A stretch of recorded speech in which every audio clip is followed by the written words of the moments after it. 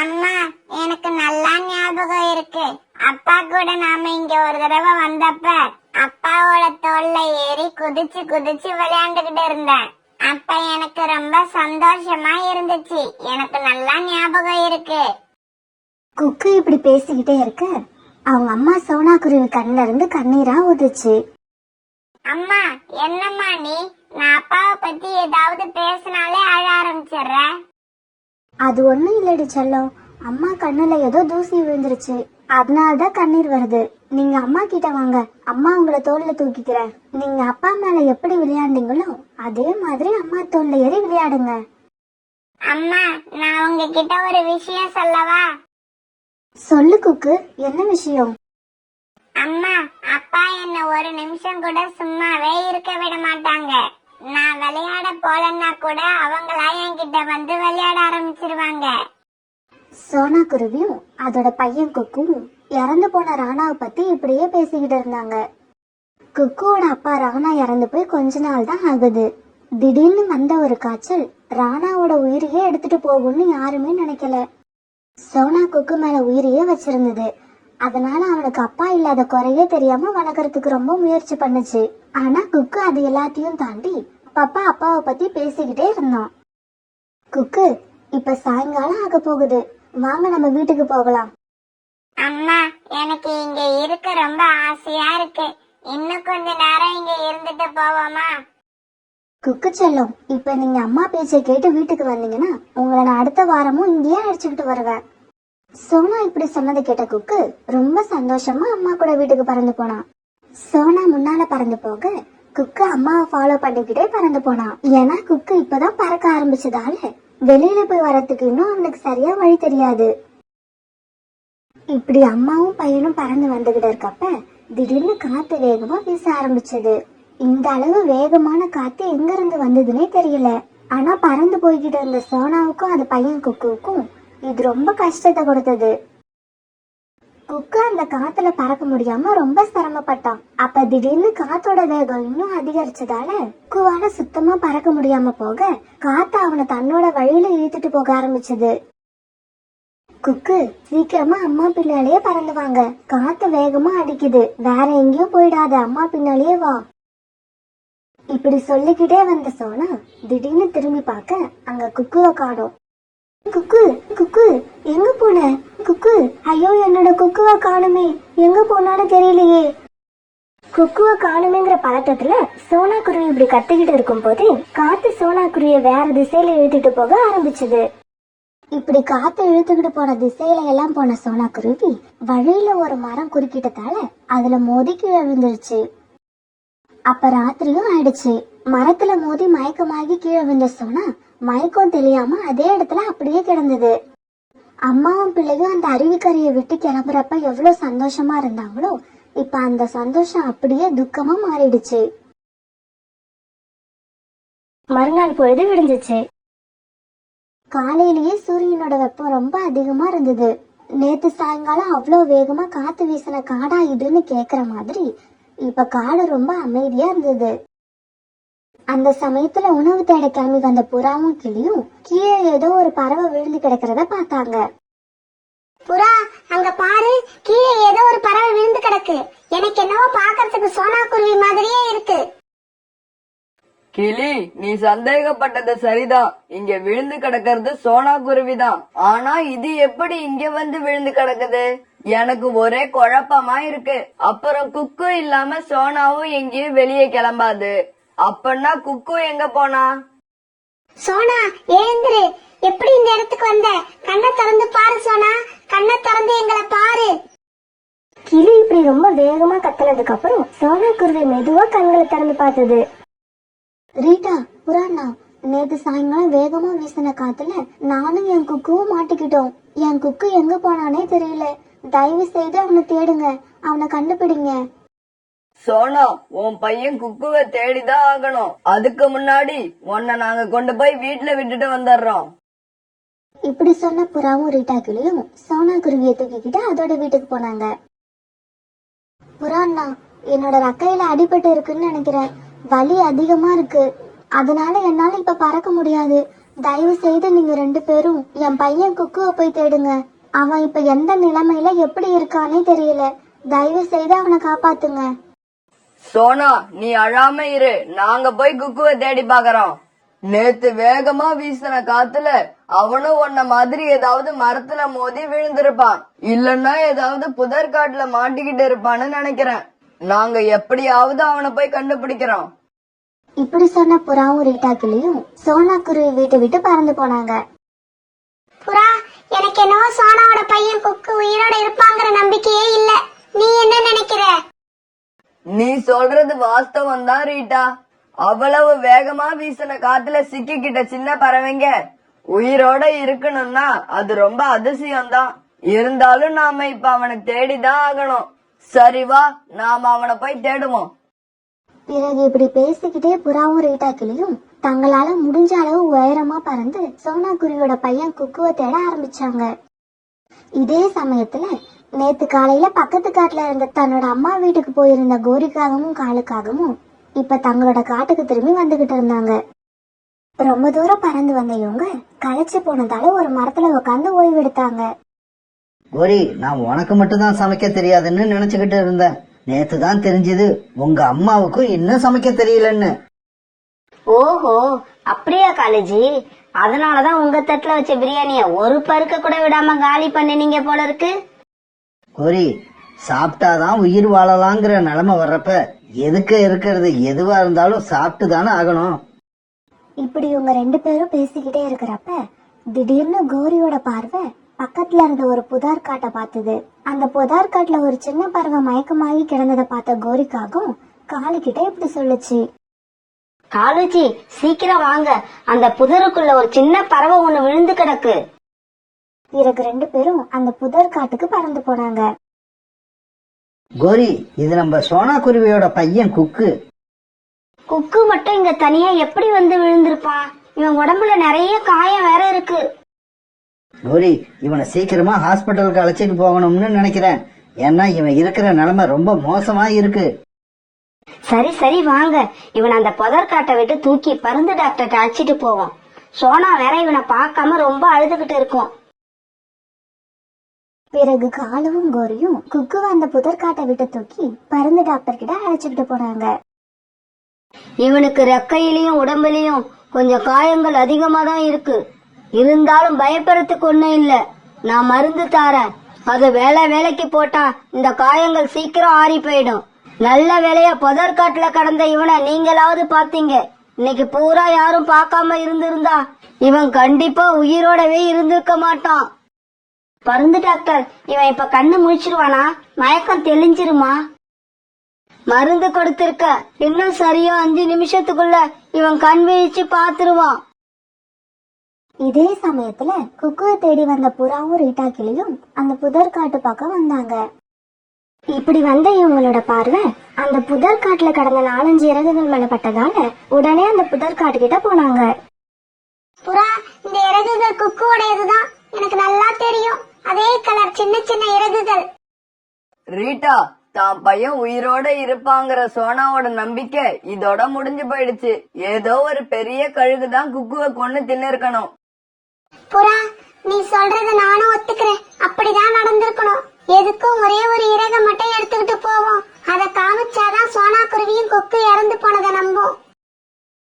இப்படி பேசிக்கிட்ட இவங்க குக்குவோட ஒரு இறகை எடுத்துக்கிட்டு அங்க இருந்து சோனா குருவி வீட்டுக்கு பறந்து போனாங்க.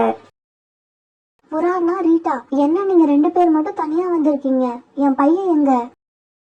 சோனா குருவி கேட்ட கேள்விக்கு எந்த பதிலும் சொல்லாம ரீட்டா கிளியும் புறாவும் மௌனமா இருந்தாங்க. புறா அண்ணன், ஏதாவது பதில் சொல்லுங்க.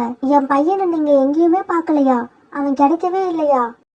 சோனா, நீ ரொம்ப தைரியமா இருக்க வேண்டிய நேரம் இது. எது நடந்தாலும் நல்லதுன்னு நினைச்சு உன் மனசை தேத்திக்க. சோனா, இந்த இறக பாரு. இது யாரோட இறகுன்னு உன்னால சொல்ல முடியுதா? இந்த இறகு என் குக்குவோடது. இந்த இறகு குக்குவோடதேதான். இந்த இறகு உங்களுக்கு எங்க இருந்து கிடைச்சது? என் குக்கு எங்க? சோனா, ஒரு புதற்காட்டுல இந்த மாதிரி 4-5 இறகுகள் மட்டும்தான் கடந்தது. குக்கு அங்க இல்ல. அங்க கொஞ்சம் ரத்த கரையும் இருந்தது. குக்கு ஏதாவது கழுகு சாப்பிட்டுட்டு இருக்கும்னு நினைக்கிறேன். இதுக்கு மேல குக்கு உயிரோட இருக்க வாய்ப்பே இல்ல. குக்கு, என் செல்லமே, அம்மா விட்டுட்டு எங்கடா போனீங்க? நீங்க இல்லாம அம்மா மட்டும் இனிமே எப்படிடா வாழ முடியும்? சோனா இப்படி சொல்லிட்டு ரொம்ப அழ ஆரம்பிச்சது. சோனா அழ ஆரம்பிச்ச உடனே அதை பார்த்து கிளியும் புறாவும் கூட அழ ஆரம்பிச்சாங்க. தான் பையனோட இறக பார்த்த உடனே அவன் உயிரோட இருப்பான்ற நம்பிக்கை சோனாவுக்கு கொஞ்சம் கூட இல்ல. குக்கு, நீ கொஞ்ச நேரம் காலு கூட பேசிக்கிட்டு இங்கேயே இரு. நான் உள்ள போய் உங்க அம்மா என்ன பண்ணுதுன்னு பாத்துட்டு வரேன். ஆமா, இப்படி 3 பேரும் சேர்ந்து அழுதுகிட்டு இருக்கீங்களே, அப்படி என்னதான் நடந்தது? எனக்கும் என்னன்னு சொன்னா நானும் சேர்ந்து அழுவன்ல. கோரி அக்கா, என் பையன் இறந்துட்டான். உங்களை கோரி ஆண்டின்னு வாய் நிறைய கூப்பிடுவான்ல, அந்த குக்கு இப்ப உயிரோட இல்ல.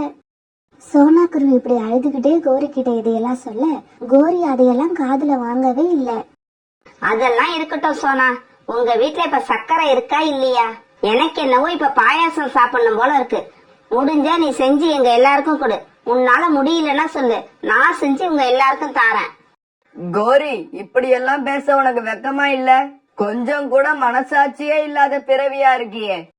ஏய் அழுக்கு புறா, பாயாசம் சாப்பிட மனசாட்சி வேணும்னு எனக்கு இது வரைக்கும் தெரியாது. இப்ப நீ சொல்லிதான் தெரியும். சோனா, பாயாசம் சாப்பிடணுங்கிற என்னோட ஆசைய புறாவால தான் புரிஞ்சிக்க முடியல, உன்னால கூடவா புரிஞ்சிக்க முடியல? கோரி அக்கா, என் பையன் இறந்துட்டான்னு சொல்றேன், அத காதுல வாங்காம பாயாசத்தை பத்தியே பேசிக்கிட்டு இருக்கீங்களே. இப்படி எல்லாம் இருக்க உங்களால மட்டும்தான் முடியும். என்னால மட்டும் இல்ல சோனா, காலு வாழையும் முடியும். காலுஜி, ஒரு நிமிஷம் உள்ள வாங்க. இங்க நமக்கு யாருமே பாயாசம் வச்சு கொடுக்க மாட்டேங்கிறாங்க. கோரி இப்படி கூப்பிட்ட உடனே காலுக்காக குக்குவை அழைச்சுக்கிட்டு சோனா வீட்டுக்குள்ள போச்சு. குக்கு உயிரோட இருக்கிறத சோனா, புறா, கிளி யாராலையுமே நம்ப முடியல. குக்கு இறந்துட்டான்னு நினைச்சு இது வரைக்கும் அழுதுகிட்டு இருந்த சோனா குருவி இப்ப குக்குவை பார்த்த உடனே அள்ளி அணைச்சுக்கிட்டு ஆனந்த கண்ணீர் விட ஆரம்பிச்சது. குக்கு, என்னோட மகனே, வந்துட்டியாடா செல்லம். என் கண்ணு என்னாலேயே நம்ப முடியல. அம்மா கொஞ்ச நேரத்துல உன்னை பத்தி தப்பு தப்பா என்னென்னமோ நினைச்சிட்டேன் தெரியுமா? அம்மா, நான் நல்லா இருக்கம்மா. என்ன நினைச்சு அழாதீங்கம்மா. புதர் காட்டுல மயக்கமா கடந்த என்ன கோரி ஆண்டியும் காலு அங்கிளும் தான் மருந்து டாக்டர்கிட்ட அழைச்சுக்கிட்டு போய் மருந்து வாங்கி கொடுத்து சரி பண்ணிருக்காங்க. சோனா, முன்னாடிதான் குக்கு இறந்துட்டான்னு நினைச்சு அழுதுகிட்டு இருந்த, அதுல ஒரு அர்த்தம் இருக்கு. இப்பதான் அவனை நாங்க உயிரோட கொண்டு வந்துட்டோமே, இன்னும் ஏன் அழுதுகிட்டு இருக்க? எனக்கு இப்ப இந்த வீட்டுல பாயாசம் கிடைக்குமா கிடைக்காதா, அத சொல்லுங்க முதல்ல. பாயாசமா? பாயாசம் எனக்கும் வேணும், நானும் நிறைய சாப்பிடுவேன். கோரி அக்கா, நீங்களும் கால அண்ணனும் செஞ்ச உதவிக்கு நான் எப்படி நன்றி சொல்ல போறேனே தெரியல. என்னோட உயிரையே கொடுத்தா கூட நீங்க செஞ்ச உதவிக்கு ஈடாகாது. சோனா, நீ இப்படி நன்றின்னு வாயால சொல்லி எங்களை அனுப்பிடுவேன்னு தெரிஞ்சுதான் நான் உன்னை ஆரம்பத்திலேயே பாயாசம் கேட்டேன். இப்பவும் சொல்றேன், எனக்கு உன்னுடைய நன்றி எல்லாம் வேண்டாம். எனக்கும் காலுக்கும் பாயாசம் தான் வேணும். கோரி பிடிவாதமா இப்படி சொல்ல அங்க இருந்த எல்லாருமே இதை கேட்டுட்டு ரொம்ப ஆனந்தமா சிரிச்சாங்க. அந்த வருஷம் ராணாக்குருவியோட மாந்தோட்டத்துல மாம்பழங்கள் நல்லா விளைஞ்சிருந்தது. அதை பார்த்து ராணாக்குருவி, சோனாக்குருவி, அப்புறம் அவங்களோட 2 குழந்தைங்க எல்லாருமே ரொம்ப சந்தோஷப்பட்டாங்க. சோனா, நாம நினைச்சதை விட இந்த வருஷம் மாம்பழங்கள் நிறைய காய்ச்சிருக்கு. ராணாஜி, இது ரொம்ப நல்ல விஷயம். நாம ரொம்ப நாளா ஒரு வீடு கட்டணும்னு நினைச்சுக்கிட்டு இருக்கோம், ஆனா முடியல. இந்த வருஷம் எப்படியாவது ஒரு வீட்டை கட்டி முடிச்சிடணும். அப்புறம் பியூட்டிக்கு ட்ரெஸ், குக்குவுக்கு விளையாட்டு சாமான் கூட வாங்கி தரணும். 2 பேரும் ரொம்ப நாளா கேட்டுக்கிட்டு இருக்காங்க. இந்த மாதிரி ராணா குருவியும் சோனா குருவியும் அடுத்து என்ன பண்ணலான்னு ரொம்பவும் சந்தோஷமா பேசிக்கிட்டு இருந்தாங்க. இதையெல்லாம் பக்கத்து மாட்டுல உட்கார்ந்திருந்த காகங்கள் 2 பேரும் கேட்டுக்கிட்டே இருந்தாங்க.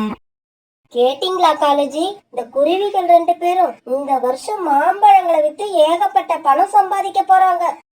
என்ன கோரி, இது ஒரு அதிசயமான விஷயமா? கொஞ்ச நாளைக்கு முன்னாடி நான் கூட தான் நம்ம வயல்ல தர்பூசணி பழங்களை பயிரிட்டு அந்த பழங்களை மார்க்கெட்ல போய் வித்து பணமாக்கி கொண்டு வந்தேன். காலேஜி, நீங்க சம்பாதிச்சதை வெளியில சொல்லாதீங்க.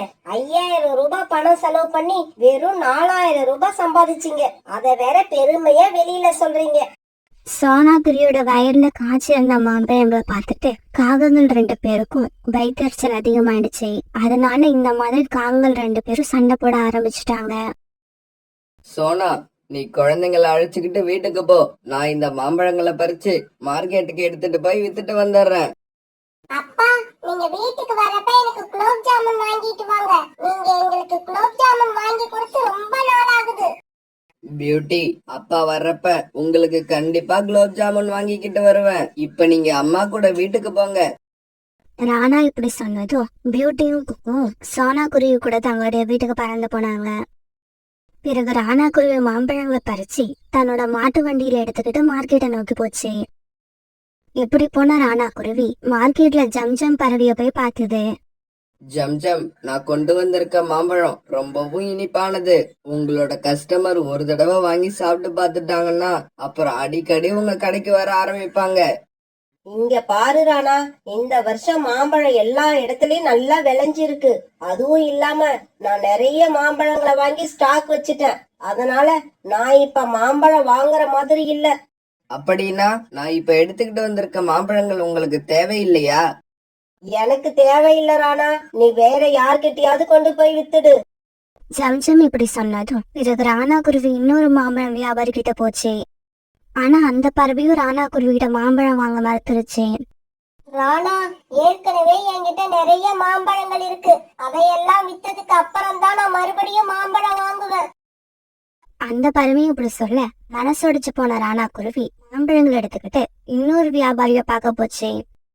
இங்க பாரு ராணா, காலையில இருந்து நீ இந்த மாம்பழங்களை வச்சுக்கிட்டு ரொம்பவும் கஷ்டப்பட்டுக்கிட்டு இருக்க. உன்னை பார்க்க பாவமா இருக்கு. அதனால நீ கொண்டு வந்திருக்க எல்லா மாம்பழங்களையும் நானே வாங்கிக்கிறேன். இப்படி சொன்ன அந்த கழுகு ரொம்பவும் குறைச்சலான பணத்தை ராணா குருவி கிட்ட கொடுத்தது. இங்க பாருங்க, இந்த மாம்பழங்களுக்கு நீங்க கொடுத்திருக்க பணம் ரொம்பவும் கம்மி. தயவு செஞ்சு 1 கிலோ 20 ரூபாய்க்காவது எடுத்துக்கோங்க. இங்க பாரு ராணா, 1 கிலோ 5 ரூபாய்க்கு தான் என்னால வாங்க முடியும். அதுக்கு மேல நான் ஒரு பைசா கொடுக்க மாட்டேன். இஷ்டம் இருந்தா கொடுத்துட்டு போ, இல்லன்னா உன்னோட மாம்பழங்களை நீயே எடுத்துக்கிட்டு போயிடு. இத நீ எடுத்துக்கிட்டு போனா 2 நாள்ல குப்பையில தான் கொட்ட வேண்டி வரும். பேசாம கொடுக்கற பணத்தை வாங்கிக்கிட்டு போ. எல்லாரும் இப்படி சொன்னவே ராணாவோட மனசு ரொம்பவும் குழப்பமாயிடுச்சு. பிறகு வேற வழி இல்லாம கழுகு கொடுத்த பணத்தை வாங்கிட்டு மாம்பழங்களை வித்துட்டு தன்னுடைய வீட்டுக்கு திரும்பி போச்சு. ராணா இப்படி சோகமான மனசோட தன்னோட வீட்டுக்கு திரும்பி வந்ததால பியூட்டி கேட்ட குலாப் ஜாமுன் வாங்குறதுக்கு மறந்து போயிடுச்சு. அப்பா, நான் கேட்ட குலோப் ஜாமுன் எங்க? அதை வாங்கிட்டு வரதுக்கு மறந்துட்டீங்களா? சோனா, மார்க்கெட்ல மாம்பழங்கள் அதிகமா வர்றதால விலை ரொம்பவும் குறைஞ்சு போயிடுச்சு. எந்த வியாபாரியும் நம்ம மாம்பழங்களை வாங்க தயாரா இல்ல. அதனால வேற வழி இல்லாம கிலோ 5 ரூபான்னு தான் எல்லா மாம்பழங்களையும் வித்துட்டு வந்திருக்கேன். ராணாஜி, நீங்க என்ன சொல்றீங்க? 1 கிலோ 5 ரூபாய்க்கு கொடுத்தீங்களா? ஆமா சோனா, 5 ரூபாய்க்கு தான் கொடுத்தேன். அது தவிர எனக்கு வேற வழி தெரியல. இந்த விலைக்கு மாம்பழம் வித்ததால என் மனசு ரொம்பவும் கஷ்டமா இருந்தது. அதனாலதான் பியூட்டி கேட்ட குலோப் ஜாமுனை கூட வாங்கிக்கிட்டு வர மறந்துட்டேன். ராணாஜி, நீங்க இந்த விலைக்கு வித்ததுக்கு பேசாம மாம்பழங்களை திருப்பி எடுத்துட்டு வந்திருக்கலாம். சோனா, அதை திருப்பி எடுத்துக்கிட்டு வந்து என்ன பண்றது? எல்லா மாம்பழங்களும் அழுகி போயிடும். அப்புறம் நமக்கு இப்ப கிடைச்ச பணம் கூட கிடைக்காம போயிடும். மறுநாள் காலையில ராணா குருவியும் சோனா குருவியும் தங்களுடைய நிலைமைய நினைச்சு ஒரு இடத்துல சோகமா உட்கார்ந்திருந்தாங்க. அப்ப காலுக்காகவும் அங்க வந்தது. ராணா குருவியும் சோனா குருவியும் சோகமா இருக்கிறத பார்த்துட்டு அது இப்படி பேச ஆரம்பிச்சது. என்ன ராணா, நேத்து தான் மாம்பழங்களை பறிச்சு மார்க்கெட்ல போய் நிறைய பணத்துக்கு வித்துட்டு வந்திருப்பீங்க. அப்புறமும் ஏன் நீங்க 2 பேரும் இப்படி சோகமா உக்காந்துருக்கீங்க? இல்ல காலு, மாம்பழங்களோட விலை நாங்க நினைச்ச மாதிரி இல்ல. நிறைய இடங்கள்ல இருந்து மாம்பழங்கள் அதிகமா வரதால மார்க்கெட்ல எங்களோட மாம்பழங்களை கிலோ 5 ரூபாய்க்கு தான் வாங்குறாங்க. இதை கேட்ட உடனே காலுக்காகத்தோட மனசு ரொம்ப சந்தோஷப்பட்டுச்சு. இந்த சந்தோஷமான விஷயத்த தன்னோட மனைவி கோரிக்காகத்துக்கிட்ட சொன்ன வேக வேகமா பறந்து தன்னுடைய வீட்டுக்கு போச்சு. கோரி, உனக்கு ஒரு மகிழ்ச்சியான செய்தி கொண்டு வந்திருக்கேன். அதை கேட்டா நீ ரொம்ப சந்தோஷப்படுவ. அப்படியா? அத சீக்கிரம் சொல்லுங்க, நான் சந்தோஷமா இருந்து ரொம்ப நாள் ஆகுது. இந்த வருஷம் எல்லா இடங்கள்லயும் மாம்பழங்கள் அதிகமா விளைஞ்சிருக்கான். அதனால சோனா குருவியோட வயல்ல விளைஞ்ச மாம்பழங்களை மார்க்கெட்ல யாருமே நல்ல விலை கொடுத்து வாங்கல. நேத்து எடுத்துக்கிட்டு போன மாம்பழங்களை ராணா குருவி 1 கிலோ 5 ரூபாய்க்கு வித்துட்டு வந்திருக்கு. காலேஜி, நீங்க சொல்றதெல்லாம் உண்மையா? அவங்களோட மாம்பழங்களை 5 ரூபாய்க்கு வித்துட்டு வந்தாங்களா? இது உண்மையிலேயே எனக்கு ரொம்ப சந்தோஷத்தை கொடுக்கக்கூடிய விஷயம்தான். இந்த வருஷம் மாம்பழங்களை வித்து ராணா குருவியோட குடும்பம் பெரிய பணக்காரங்களா மாறிடுவாங்களோன்னு நினைச்சு பயந்து போய் இருந்தேன். நல்ல வேளை என்னோட வேண்டுதல் வீண் போகல. காங்கள் 2 பேரும் இந்த மாதிரி பேசிக்கிட்டு இருக்கும்போது ராணா குருவியும் சோனா குருவியும் தங்களோட மாந்தோப்புல இருந்தாங்க. சோனா, என்ன யோசிச்சுக்கிட்டே உட்கார்ந்துருக்க? சீக்கிரமா பழங்களை பறிச்சு வண்டியில வைங்க. நான் அதை எடுத்துக்கிட்டு மார்க்கெட்டுக்கு போகணும். ராணாஜி, இந்த மாம்பழங்களை இவ்வளவு குறைச்ச விலைக்கு விக்கிறதுக்கு என்னோட மனசு இடம் கொடுக்கல. அப்படின்னா இந்த மாம்பழங்களை பறிக்காம அப்படியே வீணா போகட்டும்னு விட்டுற சொல்றியா? இல்ல ராணாஜி, என்னோட மனசு வேற விதமா யோசிக்குது. நம்ம இதே காட்டுல ஒரு ஜூஸ் கடை ஓபன் பண்ணலாம்னு நினைக்கிறேன். ஜூஸ் போடுறதுக்கு மிக்ஸி தேவைப்படும். அது என்ன விலை தெரியுமா? அத வாங்குற அளவுக்கு நம்ம கிட்ட பணம் கிடையாது. இங்க பாருங்க, எங்க அம்மா வீட்ல ஜூஸ் போடுற மிஷின் இருக்கு. நான் இப்பவே போய் அதை வாங்கிட்டு வரேன். நாம நாளைக்கே ஜூஸ் கடை ஆரம்பிக்கலாம்னு நினைக்கிறேன். இத பத்தி நீங்க என்ன நினைக்கிறீங்க? சோனா, நம்ம கிட்ட நிறைய மாம்பழங்கள் இருக்கு. அதனால இப்படி ஒரு முயற்சி பண்ணி பாக்குறதுல எந்த தப்பும் இல்லைன்னு தான் என் மனசுக்கு படுது. பிறகு தன்னுடைய அம்மா வீட்டுக்கு பறந்து போன சோனா குருவி ஜூஸ் போடுற மிஷினை வாங்கிட்டு திரும்பி வந்தது. பிறகு மறுநாளே ராணா குருவியும் சோனா குருவியும் தங்களுடைய காட்டுல ஜூஸ் கடை ஆரம்பிச்சு மாம்பழ ஜூஸ் வியாபாரம் பண்ண ஆரம்பிச்சாங்க. Mango juice, mango juice, mango juice. 20 ரூபாய்க்கு ஒரு கிளாஸ் நிறைய மேங்கோ ஜூஸ் கிடைக்கும். பறவைகளே, உடனே இங்க வாங்க. ஜூஸ குடிச்சிட்டு சந்தோஷமா போங்க. அம்மா, எங்களுக்கு மேங்கோ ஜூஸ் வாங்கி கொடுங்க. ஆமாம்மா, எனக்கும் மேங்கோ ஜூஸ் வேணும். உடனே சோனா குருவியோட கடைக்கு வந்த புல்புல் பறவை 3 மேங்கோ ஜூஸ் ஆர்டர் பண்ணுச்சு. பிறகு புல்புல் பறவையும் அதோட குழந்தைங்க 2 பேரும் மாம்பழ ஜூஸ சாப்பிட்டாங்க. அம்மா, இந்த ஜூஸ் ரொம்ப நல்லா இருக்கு. எனக்கு இன்னொரு கிளாஸ் வேணும். ஆமாம்மா, எனக்கும் இன்னொரு கிளாஸ் வேணும். இங்க பாருங்க குழந்தைங்களா, ஒரு நாளைக்கு ஒரு கிளாஸ் தான் குடிக்கணும். அம்மா உங்க 2 பேருக்கும் இதுக்கப்புறம் நாளைக்கு தான் வாங்கி கொடுப்பேன். இப்படி சொன்ன புல்புல் பறவை பிறகு 60 ரூபாய் பணத்தை எடுத்து சோனா குருவி கிட்ட கொடுத்தது. குழந்தைங்களா, நாளைக்கும் அம்மா அழைச்சுக்கிட்டு கண்டிப்பா நம்ம கடைக்கு வரணும். அங்கிள் ஜி, கவலைப்படாதீங்க. நாங்க இனிமே அடிக்கடி வருவோம். பிறகு புல்புல் பறவை தன்னுடைய குழந்தைங்களை அழைச்சுக்கிட்டு அங்கிருந்து பறந்து போச்சு. கடை ஆரம்பிச்ச முதல் நாளே இந்த மாதிரி சோனா குருவியோட கடைக்கு நல்ல வியாபாரம் நடக்க ஆரம்பிச்சது. நாட்கள் போக போக வியாபாரம் அதிகமாகிட்டே போச்சு. இப்படி வியாபாரம் அதிகமாகிட்டே போனதால சோனா குருவியோட குடும்பமும் இப்ப முன்னாடி இருந்ததை விட நல்ல நிலைமைக்கு வந்துடுச்சு. குழந்தைங்களா, நீங்க 2 பேரும் ஸ்கூலுக்கு போயிட்டு சாயங்காலமா இங்க வந்துருங்க. நாம எல்லாம் கடையை மூடிட்டு ஒன்னா வீட்டுக்கு போகலாம். சோனா குருவி இப்படி சொன்ன உடனே குக்குவும் பியூட்டியும் ஸ்கூலுக்கு பறந்து போனாங்க. பிறகு ராணா குருவியும் சோனா குருவியும் தங்களுடைய வியாபாரத்துல ரொம்பவும் பிஸியா இருந்தாங்க. சோனா குருவியோட குடும்பம் இப்ப நல்ல நிலைமைக்கு வந்த விஷயம் அந்த காட்டுல உள்ள எல்லா பறவைகளுக்கும் தெரிஞ்ச மாதிரி இந்த காங்களுக்கும் தெரிய வந்துச்சு. காலேஜி, அது என்னவோ தெரியல, நான் மனசுல ஏதாவது ஒண்ணு நடக்கணும்னு நினைச்சேன்னா அது நடக்கிறதே இல்ல. அப்படியா? அப்படி நீ உன் மனசுல என்னதான் நினைச்ச? சோனா குருவியோட குடும்பம் மாம்பழம் இந்த வருஷம் சரியா விலை போகாததால சாப்பாட்டுக்கே கஷ்டப்படுவாங்க. அத பார்த்து நம்ம சந்தோஷப்படலாம்னு நினைச்சேன். ஆனா பாருங்க, அது ஜூஸ் கடை போட்டு இப்ப நிறைய பணம் சம்பாதிச்சிருச்சு. அதனால நான் வேற ஒரு முடிவுக்கு வந்துட்டேன். அப்படியா? அது என்ன முடிவு? இதுக்கப்புறம் யாரும் கெட்டு போகணும்னு நீ நினைக்க போறதில்ல, அப்படிதானே? அப்படி இல்ல காலுஜி, சோனா குருவியை விட்டுட்டு வேற யாராவது கெட்டு போவாங்களான்னு காத்திருக்க போறேன். எப்படி பார்த்தாலும் மத்தவங்க கெட்டு போய் கஷ்டப்படுறதுலதான் இந்த கோரியோட சந்தோஷமே இருக்கு.